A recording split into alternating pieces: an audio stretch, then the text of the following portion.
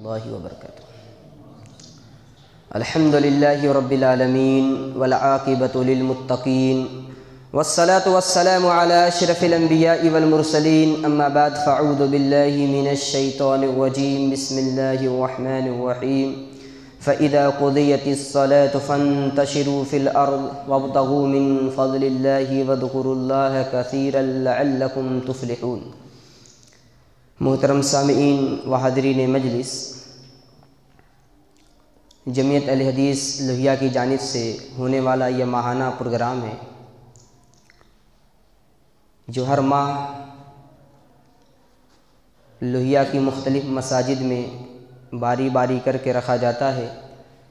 بڑی خوشی کی بات ہے، میں اس پر ذمہ داران کو مبارکباد پیش کرتا ہوں، اور مجھے خوشی اس بات کی ہے کہ آج ہمارے پروگرام کے اندر امیر جمعیت استاد محترم فضیلت الشیخ مولانا مظہر الحق صاحب مدنی حفظہ اللہ بھی موجود ہیں۔ محترم سامعین، رزق یعنی معاش، روزی روٹی کا مسئلہ ایک ایسا اہم مسئلہ ہے جس کا تعلق انسان کی روزمرہ زندگی سے جڑا ہوا ہے۔ ہر انسان اپنے اپنے علاقے کے اندر اپنے اپنے اعتبار سے معاش کے لیے، روزی روٹی کے لیے محنت کرتا ہے، کوشش کرتا ہے۔ جہاں جو تجارت ہوتی ہے، ہمارے یہاں تجارت ہے بنائی کی، لوگ اس میں زیادہ تر محنت کرتے ہیں۔ کہیں پر کاشتکاری ہے، کہیں زیادہ تر لوگ بزنس کرتے ہیں۔ الگ الگ طرح سے لوگ معاش کے لیے، رزق کے لیے، روزی روٹی کے لیے محنت، کوشش، تگ و دو کرتے ہیں، اور کرنا بھی چاہیے۔ دینی اسلام ہمیں اس کا حکم دیتا ہے۔ اللہ تعالیٰ قرآن کریم کے اندر فرماتا ہے فَإِذَا قُضِيَتِ الصَّلَاةُ فَانتَشِرُوا فِي الْأَرْضِ وَابْتَغُوا مِن فَضْلِ اللَّهِ وَاذْكُرُوا اللَّهَ كَثِيرًا لَعَلَّكُمْ تُفْلِحُونَ، کہ جب نماز سے فارغ ہو جاؤ تو اللہ کی زمین میں پھیل جاؤ، اللہ کے رزق کو تلاش کرو، اور اللہ کا زیادہ سے زیادہ ذکر کرو، شاید کہ تم کامیاب ہو جاؤ۔ گویا رزق کے لیے ہمیں محنت کرنی چاہیے، کوشش کرنی چاہیے، تگ و دو کرنا چاہیے، مگر معاش کے چکر میں عبادت کو چھوڑ دینا، روزی روٹی کے چکر میں نماز سے دوری اختیار کر لینا، دین سے دوری اختیار کر لینا، یہ دانش مندی نہیں، یہ عقل مندی نہیں۔ کیوں؟ اس واسطے کہ ہر انسان کا رزق لکھ دیا گیا ہے۔ ایک انسان ماں کے پیٹ میں ہوتا ہے، اللہ تعالیٰ اس کا رزق لکھ دیتا ہے۔ ہم اپنے مقدر سے زیادہ نہیں کما سکتے، اور مقدر کا کھائے بغیر مر بھی نہیں سکتے۔ جب ہمیں پتہ ہے کہ ہمیں اپنے مقدر کا رزق مل کے رہے گا، تو ہم نماز چھوڑ کے کیوں ڈیوٹی کرتے ہیں، کیوں کام کرتے ہیں، کیوں تجارت کرتے ہیں؟ ہمیں چاہیے کہ ہم صبح سے لے کے دوپہر تک محنت کریں، کوشش کریں، نماز کا وقت ہو جائے تو نماز کے لیے مسجد آ جائیں، پھر اس کے بعد ہم کام کریں، ڈیوٹی کریں، بزنس کریں، تجارت کریں، جو بھی ہے، پھر اس کے بعد عصر کا وقت ہو اور نماز کے لیے مسجد آئیں۔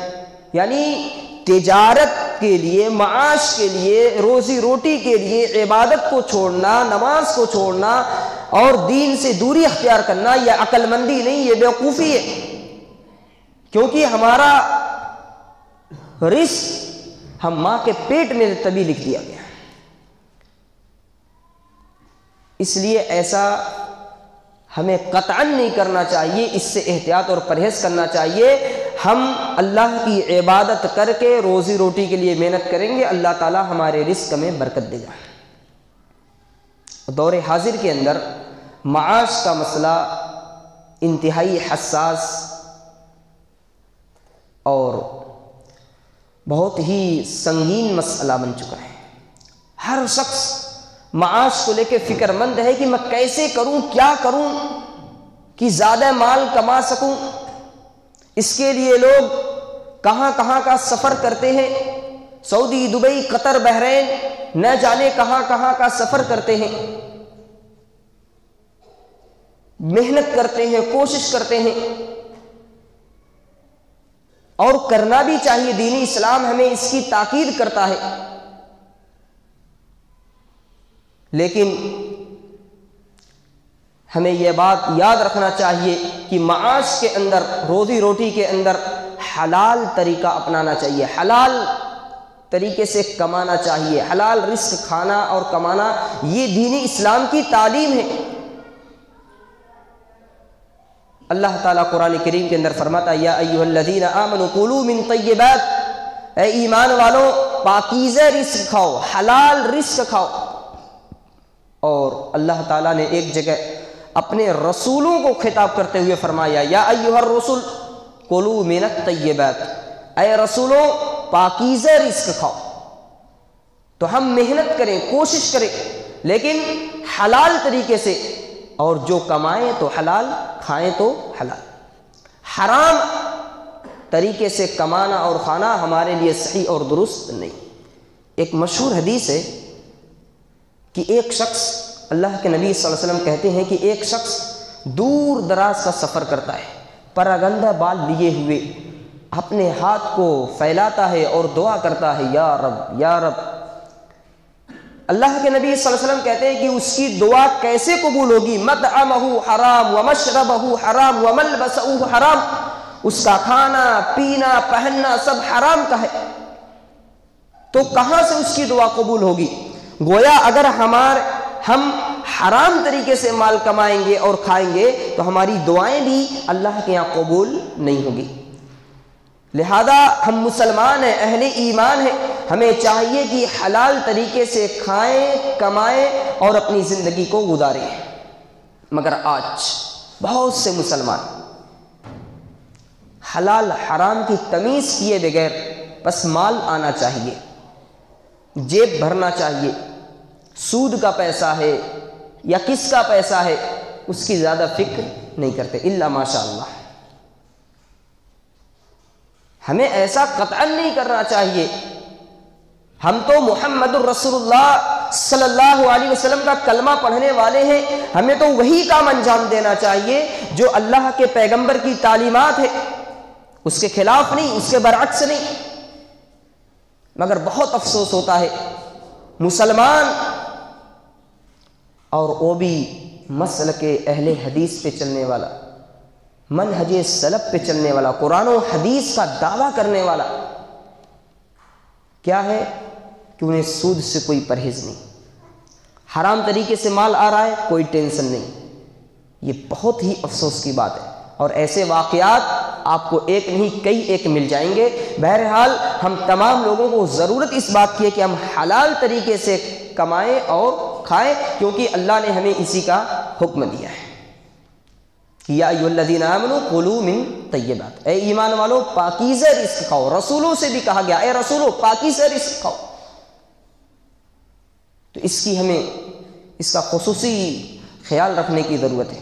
آئیے میں آپ کو چند ایسے نسخے بتاؤں کہ جسے اپنا کر ہم اپنے روزی روٹی کے اندر، اپنے معاش کے اندر، اپنے رزق کے اندر برکت حاصل کر سکتے ہیں۔ کیونکہ اکثر لوگوں کو شکایت ہوتی ہے مال میں برکت نہیں ہوتی، کوشش کرو، محنت کرو، 2 بچے باہر ہیں، 3 بچے باہر ہیں، 3 کر گئے، 4 کر گئے، اتنے لوم ہیں، یہ ہیں وہ ہیں، پھر بھی برکت نہیں ہوتی۔ کیا سبب ہے؟ کیا وجہ ہے آج ہمارے رزق کے اندر برکت نہیں ہوتی، برکت اٹھتی جا رہی ہے؟ کون سے وہ اسباب ہیں، کون سے وہ ذرائع ہیں جسے اپنا کر ہم اپنے رزق کے اندر برکت حاصل کر سکتے ہیں؟ چند نسخے آپ کے سامنے میں رکھتا ہوں۔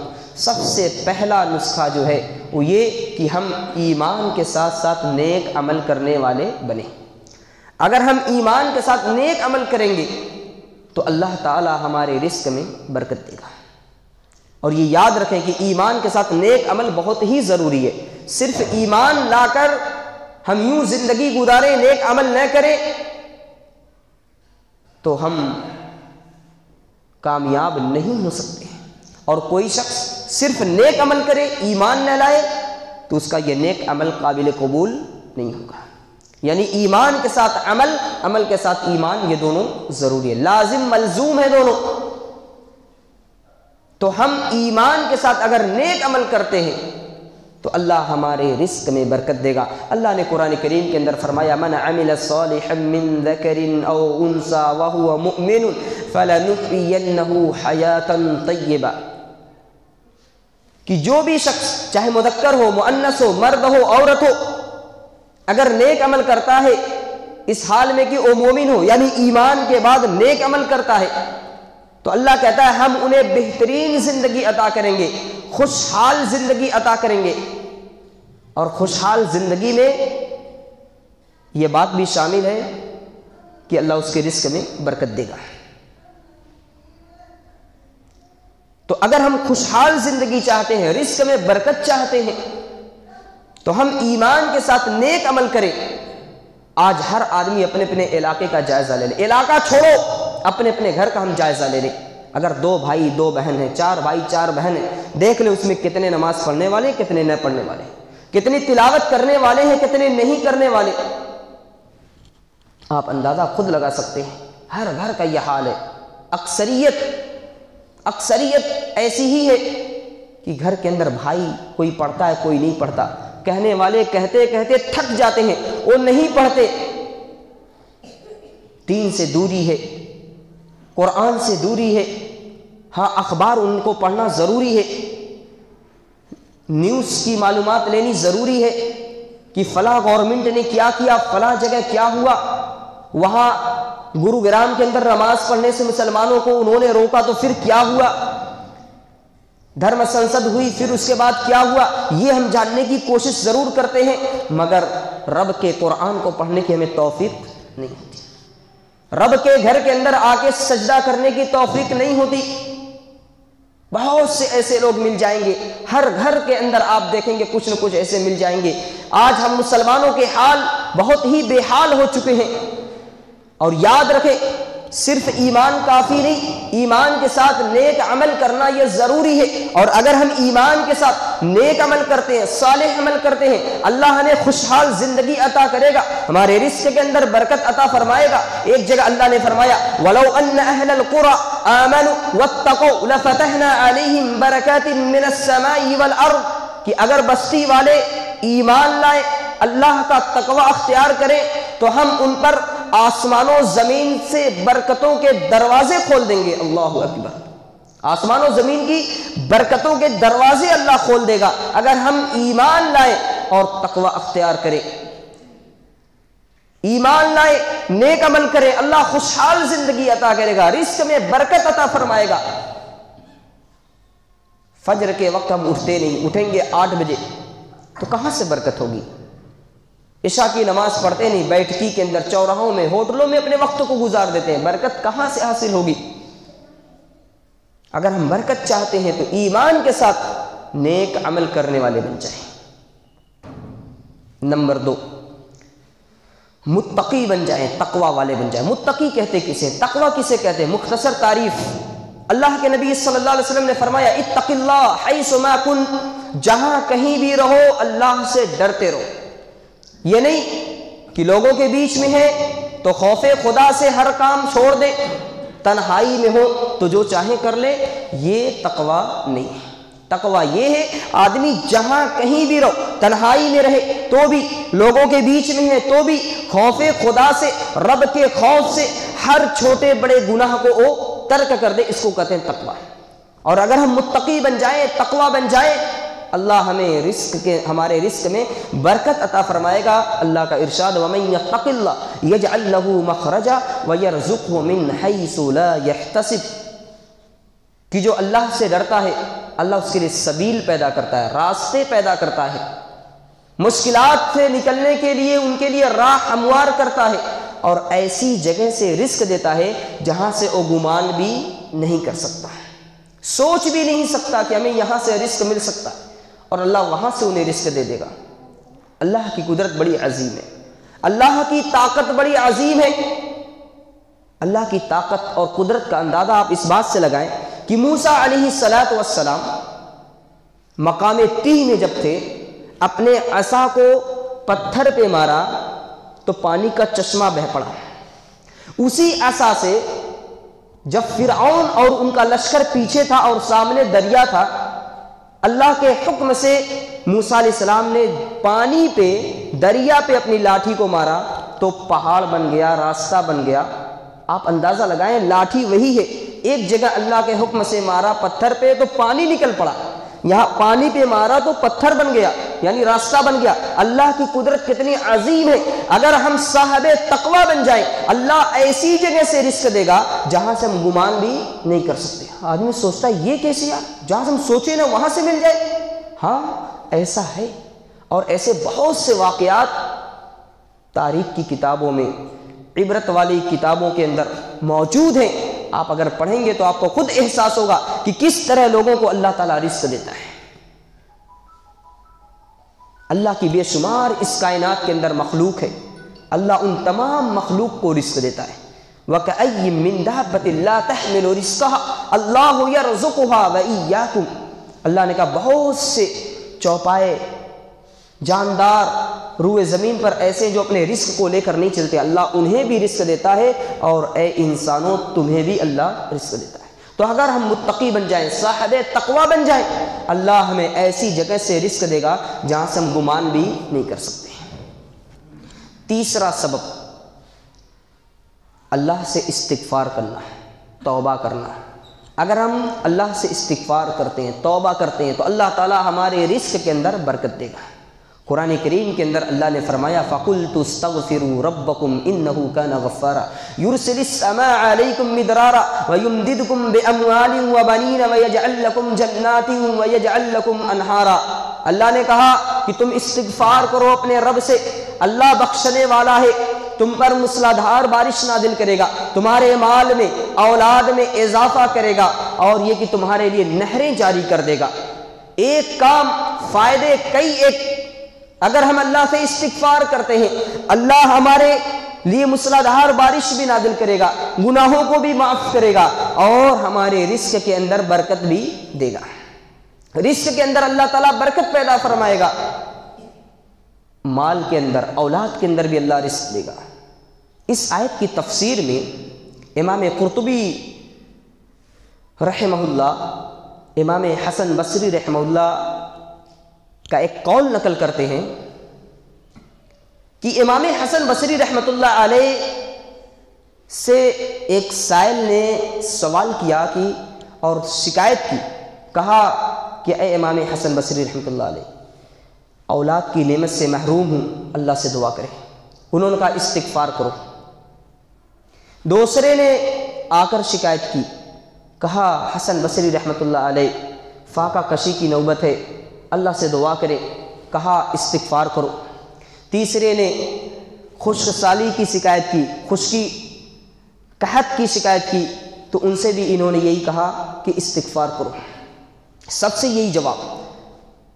وہاں پر لوگ جو موجود تھے انہوں نے پوچھا کہ یہ کیا ماجرا ہے؟ سارے لوگ الگ الگ سوال کیے، آپ نے ایک ہی جواب دیا کہ استغفار کرو۔ ایک کہتا ہے بچے نہیں ہو رہے ہیں، یعنی اولاد کی نعمت سے محروم ہوں، ان کو بھی آپ نے یہی جواب دیا۔ دوسرا کہتا ہے فاقہ کشی کی نوبت ہے، قحط پڑا ہے، ان کو بھی آپ نے یہی جواب دیا۔ تیسرا بارش نہ ہونے کی شکایت، ان کا بھی آپ نے یہی جواب دیا۔ ماجرا کیا ہے؟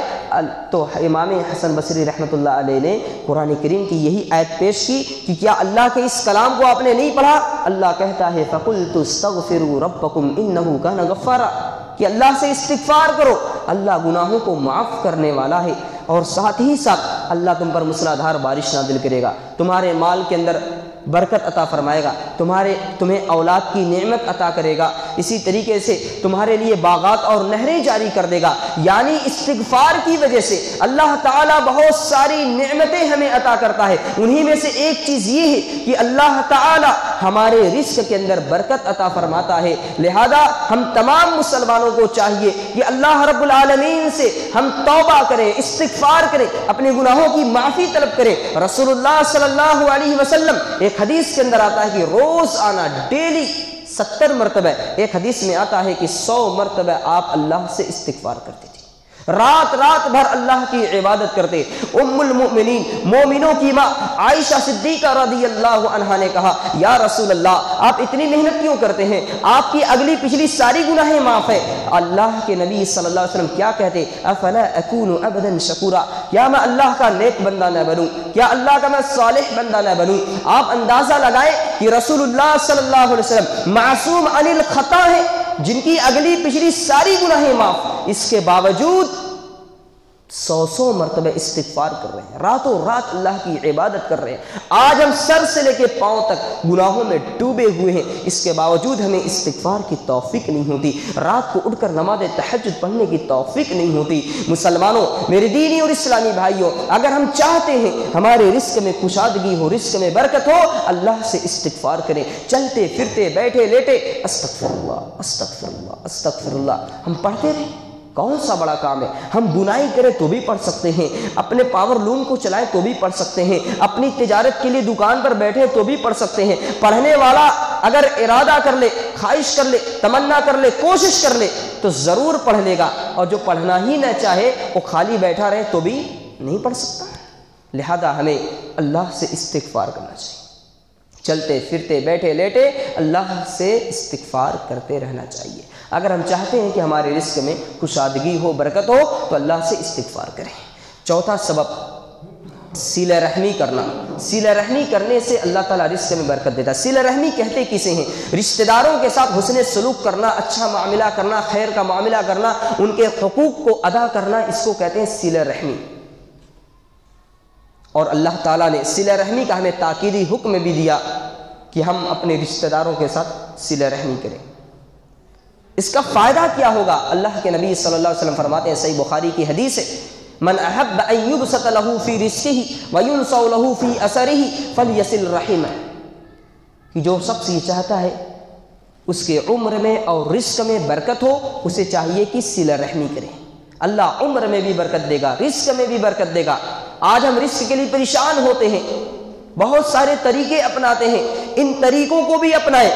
آج ہمارے رشتے بکھرے ہوئے ہیں، رشتے ٹوٹے ہوئے ہیں، باپ کا بیٹے سے، بیٹے کا باپ سے، بھائی کا بھائی سے، بھائی کا بہن سے، بہن کا اپنے بھائی سے، اور ایک شخص کا اپنی پھوپھی خالہ، اور ایک دوسرے یعنی ددھیالی رشتے، سسرالی رشتے اور ہمارے ننیالی رشتے ہم دیکھتے ہیں کہ بکھرے ہوئے نظر آتے ہیں۔ معاملہ کیا ہے؟ چھوٹی چھوٹی بات پہ ہم رشتوں کو توڑ دیتے ہیں اور چیلنج کرتے ہوئے کہتے ہیں تمہیں ہمارے یہاں آنے کی کوئی ضرورت نہیں، اب ہم تمہارے یہاں نہیں آئیں گے، تم ہمارے یہاں نہ آنا، ہمارا معاملہ ختم، ہمارے جنازے میں بھی تم شریک نہ ہونا۔ اللہ اکبر! ہم مسلمان ہیں، اہل ایمان ہیں، محمد الرسول اللہ کا کلمہ پڑھنے والے ہیں، اور اس قدر ہم اکڑ کر گفتگو کرتے ہیں کیا رسول اللہ کے ہمیں تعلیم اور رسول اللہ صلی اللہ علیہ وسلم کی حدیثیں ہمیں نہیں پتہ؟ رسول اللہ کس قدر رحیم و شفیق تھے، کس قدر آپ معاف کرنے والے تھے، عفو درگزر سے کام لینے والے تھے، اور آج ہم اتنا سخت رویہ اپناتے ہیں۔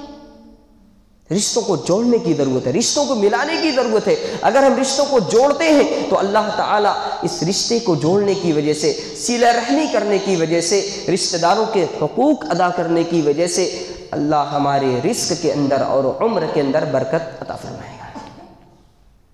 لہذا ہمیں رشتہ داروں کے ساتھ صلہ رحمی کرنا چاہیے۔ ہماری بہن ہے، غریب ہے، ہم ان کا تعاون کریں۔ ہمارا کوئی بھائی غریب ہے، ہم ان کا تعاون کریں۔ ہمارے چچا غریب ہیں، ہم ان کا تعاون کریں۔ الغرض ہمارے جتنے رشتہ دار ہیں، اور یہ بات یاد رکھیں، رشتہ داروں کو دینے سے ڈبل اجر ملے گا۔ ایک حدیث ہے، الصدقۃ علی المسکین صدقہ وعلی ذی الرحم سنتان صدقۃ وصلۃ۔ اگر صدقہ کسی مسکین کو دیں گے، عام مسکین کو، تو صرف صدقے کا اجر ملے گا، اور اگر رشتہ دار مسکین کو دیں گے، آپ کا کوئی رشتہ دار ہے، غریب ہے، مسکین ہے، آپ اس کو دیں گے ڈبل اجر، ایک تو صلہ رحمی کا، ایک صدقے کا۔ لہذا ہمیں اپنی زکوٰۃ کے مال کو بھی سب سے پہلے اپنے قریبی رشتہ داروں میں جو حاجت مند ہیں انہیں ہم دیں، عام صدقہ ہو یا زکوٰۃ ہو، دونوں۔ تو صلہ رحمی کرنے کی وجہ سے اللہ ہمارے رزق کے اندر برکت عطا فرماتا ہے۔ ہم دعائیں کرتے ہیں کہ ہمارے رزق میں برکت ہو، اور رشتہ بکھرا ہوا ہے، رشتہ ٹوٹا ہوا ہے، کہاں سے برکت ہوگی؟ پانچواں نسخہ قرآن کریم کی تلاوت کرنا۔ قرآن کی تلاوت کرنے کی وجہ سے بھی اللہ تعالیٰ برکت دیتا ہے۔ آج تو مسلمان قرآن کی تلاوت سے بہت دور ہے، بہت دور ہے۔ اگر ہر علاقے کے لوگ اپنے اپنے علاقے کا جائزہ لے لیں تو آپ کو معلوم ہو جائے گا کتنے گھروں کے اندر تلاوت ہوتی ہے، کتنے گھروں میں نہیں ہوتی۔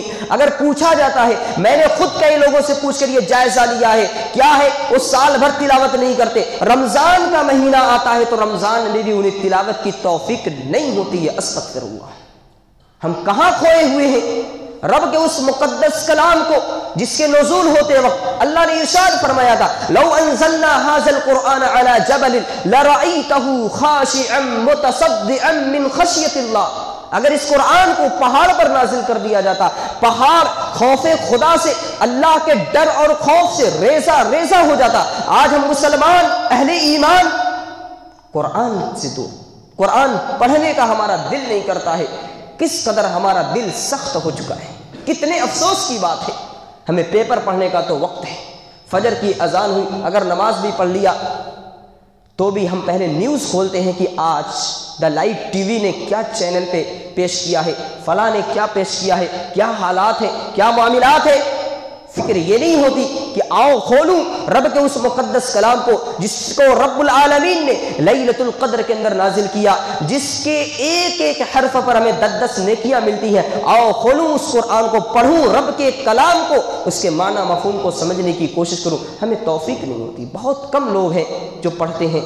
بہرحال درخواست یہ ہے کہ سارے لوگ کم از کم ایک ہی صفحہ سے ہی ڈیلی قرآن کی ہم تلاوت کرنے کی کوشش کریں۔ قرآن کی تلاوت سے اللہ تعالیٰ ہمارے رزق میں برکت دیتا ہے، خیر نازل کرتا ہے، برکت نازل کرتا ہے، رحمتوں کا نزول کرتا ہے۔ حضرت برا رضی اللہ عنہ کی مشہور حدیث ہے، کہتے ہیں کہ ایک شخص سورۃ الکہف کی تلاوت کر رہا تھا، سورۃ الکہف جسے ہر جمعہ کے دن پڑھنا چاہیے۔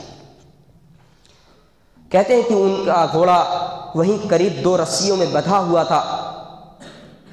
ہوا یہ کہ آسمان سے ایک سایہ آیا، بدلی نما اوپر چھا گیا، قریب ہونے لگا، اور یہ ہوا، یہ دیکھا گیا کہ ان کا گھوڑا جو ہے رسیوں میں جو بندھا تھا اچھلنے لگا، کودنے لگا۔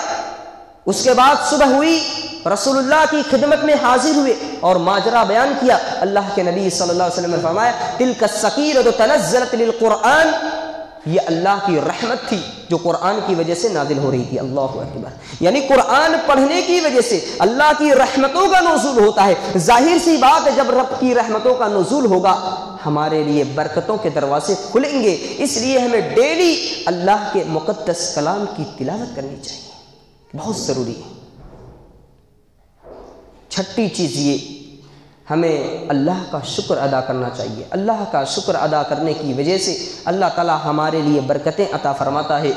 قرآن کی آیت لئن شکرتم لازیدنکم ولئن کفرتم ان عذابی لشدید، اللہ نے فرمایا اگر میرا شکریہ ادا کرو گے میں تمہیں اور دوں گا، میرا شکریہ ادا کرو گے میں تمہیں اور دوں گا، اور میری ناشکری کرو گے تو یاد رکھو میرا عذاب بڑا سخت ہے، میرا عذاب بڑا سخت ہے۔ بڑے بڑے بادشاہوں کو ہم نے فقیر بھی بنایا ہے، اور ہمیں پتہ ہے کہ اللہ کی ذات وہ ہے، وَتُعِزُّ مَن تَشَاءُ وَتُذِلُّ مَن تَشَاءُ بِيَدِكَ الْخَيْرُ، اللہ ہی عزت اور ذلت عطا کرتا ہے۔ تو اللہ تعالیٰ کی قدرت بڑی ہی عظیم ہے، اس لیے اللہ رب العالمین کے سامنے ہمیشہ ایک بندے کو جھک کر اور عاجزی کر کے اپنی زندگی گزارنا چاہیے، اسی میں ہمارے لیے خیر ہے۔ اگر ہم اللہ کا شکریہ ادا کرتے ہیں اللہ ہمیں اور دے گا، اگر ناشکری کرتے ہیں تو اللہ تعالیٰ کا عذاب بھی بہت ہی سخت ہے۔ آئیے اسی طریقے سے ایک نسخہ، ایک سبب اللہ کی ذات پہ توکل کرنا، بھروسہ کرنا۔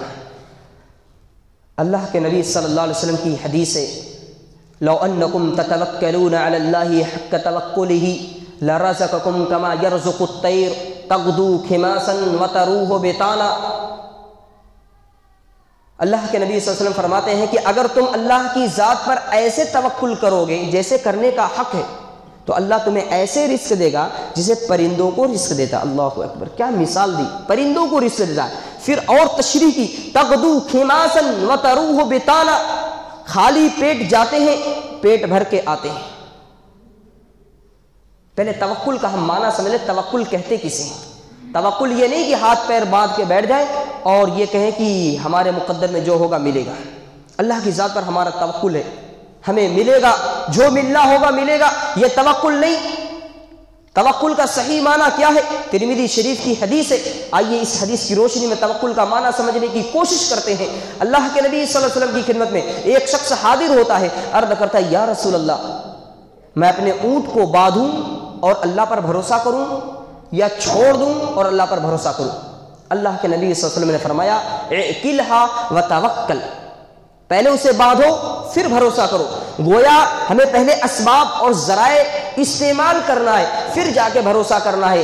ہمیں پہلے محنت کرنا ہے، کوشش کرنا ہے، پھر جا کے بھروسہ کرنا ہے۔ آپ دیکھ لیں اس حدیث کے اندر بھی پرندے اپنے گھونسلے میں نہیں بیٹھے ہیں کہ چلو اللہ ہمیں رزق دے گا، نہیں، صبح کو وہ نکلتے ہیں، نہ جانے کہاں کہاں کی وہ سیر کرتے ہیں، دیہات، کھلیان، نبی، کہاں کہاں کی وہ سیر کرتے ہیں، اور پھر شام میں اپنا بھی پیٹ بھر کے اور اپنے بچوں کے لیے بھی کھانا اولاتے ہیں۔ اس کے اندر درس ہے، عبرت ہے ہمارے لیے کہ ہم اللہ کی ذات پہ توکل کریں، بھروسہ کریں۔ اور توکل کا صحیح معنی کیا ہے؟ ہم پہلے اسباب اور ذرائع کا استعمال کریں، پھر توکل اور بھروسہ کریں۔ تو اللہ کے نبی صلی اللہ علیہ وسلم کہتے ہیں کہ اگر تم ایسے بھروسہ کرو گے جیسے کرنے کا حق ہے، اللہ تمہیں ایسے رزق دے گا جیسے پرندوں کو رزق دیتا ہے۔ تو ہمیں اللہ کی ذات پہ توکل کرنا چاہیے، بھروسہ کرنا چاہیے۔ اپنے تمام معاملات کے اندر ہمارا بھروسہ ٹوٹ جاتا ہے، بہت سارے مقامات پر جب آزمائشیں آتی ہیں بھروسہ ٹوٹ جاتا ہے، لیکن رسول اللہ صلی اللہ علیہ وسلم کا بھروسہ دیکھیے، توکل دیکھیے رب کی ذات پر۔ ایک مثال دے دوں، ہجرت کا واقعہ بہت مشہور ہے۔ اللہ کے نبی صلی اللہ علیہ وسلم حضرت ابو بکر صدیق رضی اللہ عنہ کے ساتھ غار ثور میں گئے اور تقریباً 3 دن تک وہاں ٹھہرے رہے۔ پورے مکہ میں اعلان کر دیا جاتا ہے کہ کوئی بھی محمد کو، ابو بکر کو زندہ یا مردہ لائے گا اسے 100 اونٹ کا انعام دیا جائے گا۔ پورے مکہ والے اللہ کے نبی صلی اللہ علیہ وسلم ابو بکر صدیق رضی اللہ عنہ کی چھان بین میں اور ان کو پکڑنے کے لیے پورا لگ جاتے ہیں، محنت کرتے ہیں، کوشش کرتے ہیں، اور کوشش کرنے والے غار کے دہانے تک پہنچ جاتے ہیں، صرف اپنی نگاہ نیچی کرتے وہ دیکھ لیتے ہیں۔ ابو بکر صدیق رضی اللہ عنہ نے ان کے قدموں کو جب دیکھا، کہا اللہ کے رسول اگر وہ اپنے قدموں کی طرف دیکھ لیے، نیچے دیکھ لیے، ہمیں دیکھ لیں گے۔ حضرت ابو بکر صدیق رضی اللہ عنہ کے صبر کا پیمانہ ٹوٹ جاتا ہے، کہہ پڑتے ہیں، لیکن رسول اللہ صلی اللہ علیہ وسلم کا اللہ کی ذات پہ کتنا زبردست توکل تھا، کہتے ہیں کہ ابو بکر تمہارا کیا خیال ہے اس کے بارے میں جس کا تیسرا اللہ ہو، اور تسلی دی، لا تحزن ان اللہ معنا، غم لے کر اللہ ہمارے ساتھ ہے۔ یہ ہوتا ہے توکل۔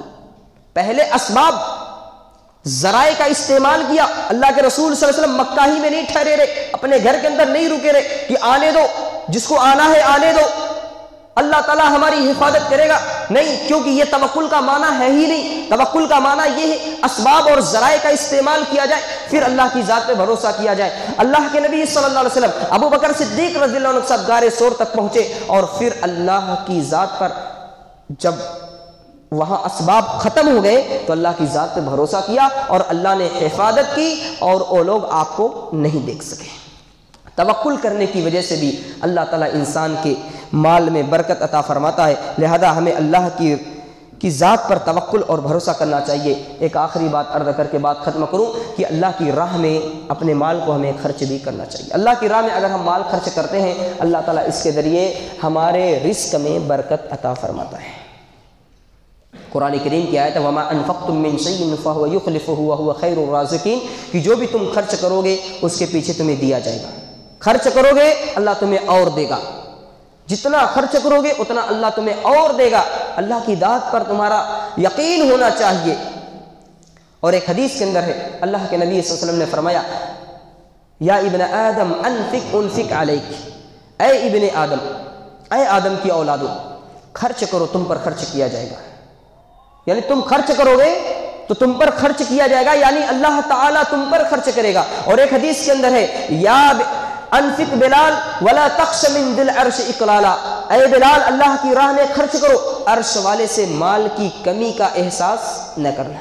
یعنی اگر ہم خرچ کریں گے اللہ ہمارے مال میں اور برکت دے گا، ہمارے رزق میں برکت دے گا۔ اور ایک حدیث کے اندر آتا ہے ما من یوم یصبح العباد فیہ الا وملکان ینزلان یقول احدہما اللہم آتی منفقا خلفا ویقول الآخر اللہم آتی ممسکا تلفا۔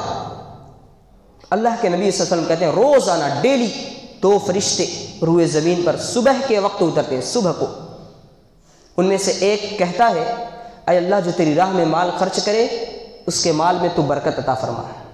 دوسرا کہتا ہے جو تیری راہ میں مال خرچ نہیں کرتا اس کے مال کو تو ضائع اور برباد کر دے۔ اللہ اکبر۔